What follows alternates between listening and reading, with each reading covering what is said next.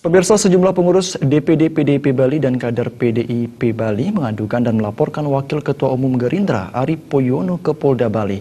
Arief dilaporkan atas dugaan penghinaan dan pencemaran nama baik terhadap Presiden Joko Widodo, PDIP, dan seluruh kader partai.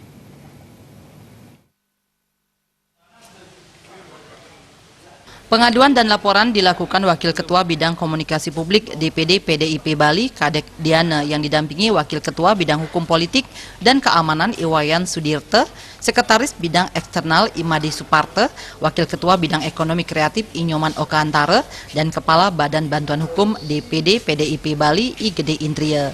Rombongan tiba di Polda Bali dan langsung menuju ruang SPK Polda Bali.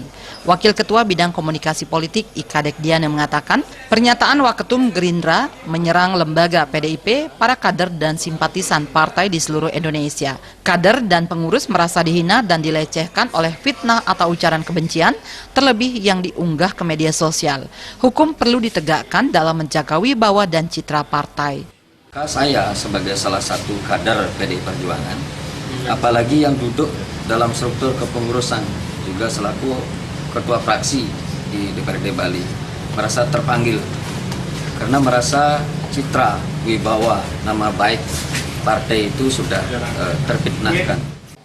Sementara Wakil Ketua Bidang Hukum Politik dan Keamanan DPD PDIP Bali sekaligus kuasa hukum Iwayan Sudirte, pengaduan dan laporan ini merupakan aspirasi dari bawah sebagai pengurus maupun kader partai.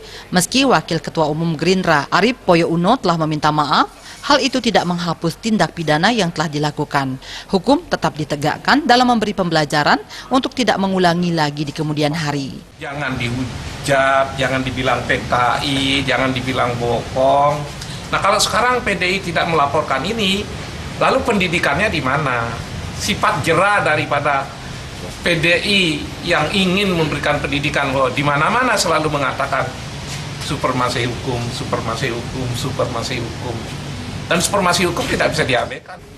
Wakil Ketua Bidang Ekonomi Kreatif DPD PDIP Bali Okantare mengungkapkan dugaan fitnah dan ujaran kebencian yang dilakukan Wakil Ketua Umum Gerindra ini telah melukai hati banyak orang di Indonesia, khususnya partai PDIP, para kader maupun simpatisan.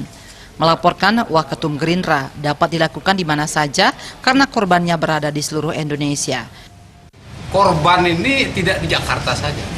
Korban ini berada di seluruh Republik ini, sehingga laporan itu di mana saja boleh. Penegakan hukum dalam hal ini dipastikan supaya memberikan keadilan kepada korban-korban ini. Dugaan tindak pidana yang dilakukan terlapor yakni melanggar pasal 310, 311, 315, 165, dan 207 KUHP dan pasal 27, 28, 36, 45, 51 Undang-Undang Informasi dan Transaksi Elektronik dan pasal 335 KUHP tentang fitnah, ujaran kebencian, dan pencemaran nama baik. Raiswantara, Bali TV.